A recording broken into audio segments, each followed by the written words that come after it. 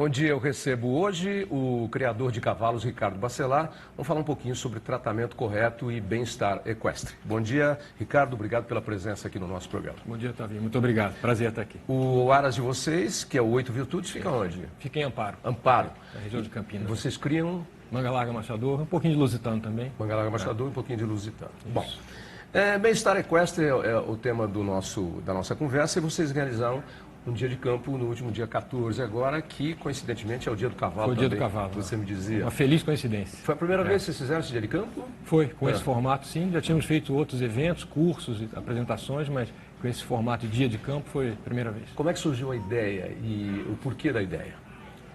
Eu acho que ela reúne uma série de ideias, né? E a gente conseguiu combinar todas elas. A primeira é o bem-estar. Em 2013 nós fomos certificados pelo selo Sela Verde, que é um selo de certificação para a sustentabilidade na equinocultura, né? E de lá para cá a gente vem trabalhando e vem sendo o centro de referência do Sela Verde para as pessoas interessadas no bem-estar equestre. Vocês usam o método horsemanship, é isso? Usamos horsemanship, é uma questão ampla, mas sim, a gente trabalha com profissionais e alguns deles se apresentaram durante o nosso dia de campo no último sábado, que tem os princípios do horsemanship. O horsemanship nada mais é do que uma relação entre o homem e o cavalo. Ela pode ser boa ou pode não ser boa, né? Então a gente procura os profissionais que trabalham com o bom horsemanship. Mas o cavalo já apanhou muito, né? Durante muito tempo e ele já foi tocado a ferro e fogo, na pancada, é como se isso educasse o animal. Quer dizer, ele acabava obedecendo porque, talvez pelo sofrimento, mas a gente sabe que mais do que qualquer outra coisa, o cavalo tem uma relação muito íntima com o homem, né? A relação cavaleiro e cavalo, ela é uma relação muito especial. O primeiro tratado sobre equitação, para a gente ter uma referência, é de 400 anos antes de Cristo, que é do Xenofonte. Homem e cavalo tem uma história junto aí enorme. É o primeiro meio de locomoção. Alguns milhares de anos, né? Para se deslocar de um lugar para o outro, o primeiro meio de locomoção foi o cavalo. Eu já ouvi que dificilmente a civilização humana seria o que é hoje sem o cavalo ao longo da sua história, né? Agora, como o homem e cavalo se relacionam é uma questão importante, né? O cavalo, na natureza, é uma presa e o homem, na maior parte das vezes, é um predador, né? O instinto do cavalo é de fuga, né?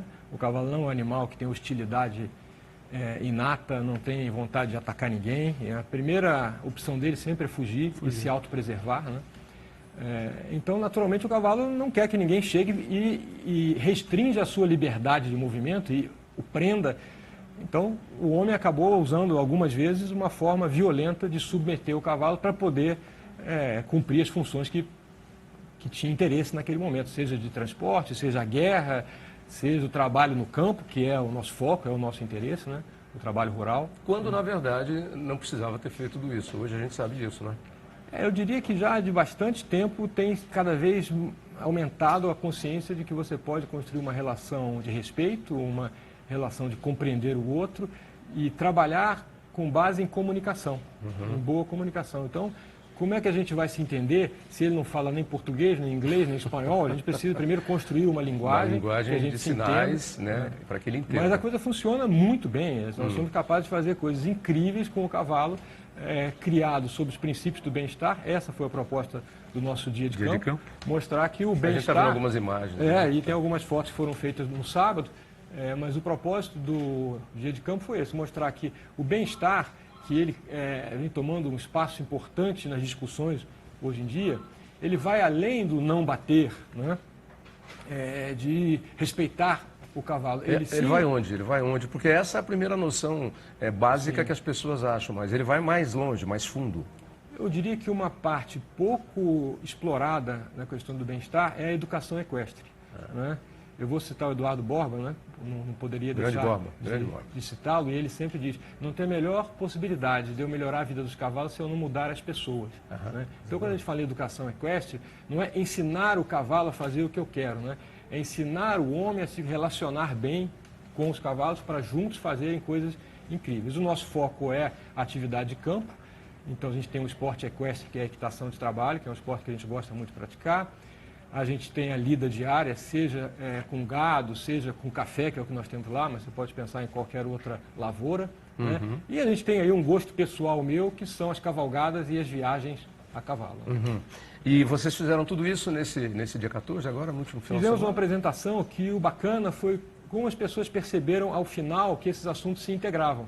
Porque nós começamos com o Sela Verde, falando dos princípios do bem-estar animal, né? Do cavalo no caso, na criação, no manejo, nas rotinas do dia a dia. Né?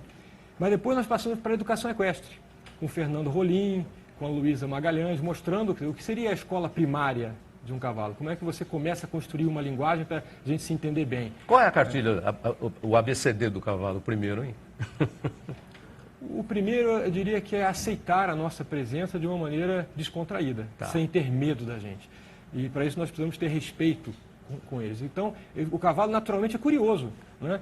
Quando você demonstra para ele que você não representa uma ameaça, e aí ele já não pensa mais em fugir, ele já começa a prestar atenção em você. A partir dessa base você começa a construir a comunicação. Ele começa a ser receptivo, né? Totalmente. Vocês lá no Aras, vocês fazem o trabalho de doma de cavalos ou só trabalham com os cavalos de vocês? Como Não, é que vocês nós fazemos desde a iniciação de potros, né, até o condicionamento, o treinamento dos cavalos para competições. E eu diria para uma viagem a cavalo, uma cavalgada, que às vezes, só uma cavalgada é só pôr a sela e ir embora. A cavalgada é uma das atividades funcionais de um cavalo que podem oferecer mais desafio, né? Porque você nunca sabe exatamente o que vai encontrar, as condições de terreno, de clima, de coisas que vão aparecer pelo caminho, de animais estranhos. É uma atividade que geralmente exige muita resistência, pode exigir força em várias situações, tranquilidade, né? Você não sabe onde vai pousar de um dia para o outro, vai ter água, vai ter comida, então a gente tem que cuidar de tudo isso. E uma coisa do bem-estar que se aplica nessa função é a gente não pensar só no nosso alforje. Porque o nosso alforje leva ali o que a gente gosta de comer e beber, né? Mas e o alforje do cavalo? Quem está nos levando, né, é o cavalo. Então, ele em primeiro lugar, ele como protagonista dessa atividade, né? Ele precisa descansar, ele precisa tomar água, ele precisa se alimentar, ele precisa estar muito bem, precisa dormir de um dia para o outro para poder seguir viagem, né? Legal, legal. E claro que você é um apaixonado por cavalos, né? É só ver você conversar e falar sobre cavalos que a gente já vê que está na sua vida, está no seu... Verdade. Tá Desde na criança. sua alma, desde criança. Legal. Verdade. E foi bom você ter falado do Borba, eu gosto muito dele e gosto das teorias dele. Grande mestre. Nós tivemos lá no dia de campo, além do Fernando Rolim, da Luísa Magalhães, nós tivemos o Túlio Marins, nós tivemos o Sérgio Beck e a Cláudia Ceola. O Túlio é da faculdade, né? Ele e é a irmão da Cláudia Luísa. é da... A Cláudia Ceola é da Guabi, que foi nossa parceira na realização desse evento, e fizeram uma belíssima palestra sobre o programa Guabi de Bem-Estar Animal que eles acabaram de lançar. Legal. Nós escolhemos aqui uma frase para... De Mahatma Gandhi? Para talvez encerrar a nossa conversa de hoje. A grandeza de uma terra e o grau de civilidade do seu povo podem ser julgados pela forma como cuida e se relaciona com os seus animais. Assinado ninguém mais, ninguém menos que Mahatma Gandhi. Muito bom. E que sirva não só para os cavalos, mas para todos os animais. Claro, né? claro. Nossa, teve um vídeo que circulou na internet recentemente aí de uma mulher que cortou a perna de um cachorro. Nossa. Uma barbaridade. Né? Causou revolta geral. Né? Tem gente que... A gente deve procurar conhecer essas coisas para saber de que tipo de barbaridade a gente às vezes comete, mas também conhecer as opções boas, né? Exatamente. E tem muita coisa, foi o que nós procuramos mostrar no nosso dia de campo lá. E divulgar as opções boas. Divulgar. Né? Disseminar Boas práticas. as boas práticas. Muito bom. Foi um prazer, muito obrigado. Qual é o endereço de internet de vocês lá, para quem quiser? aras18virtudes.com.br, 8 é o numeral 8. Ok, obrigado, Ricardo Bacelar. Muito obrigado, foi um prazer, bom dia. Espera um pouquinho só que eu vou chamar um rápido intervalo aqui e nós já voltamos com o nosso Dia a Dia Rural do Terra Viva, o canal de quem planta e cria. Até já.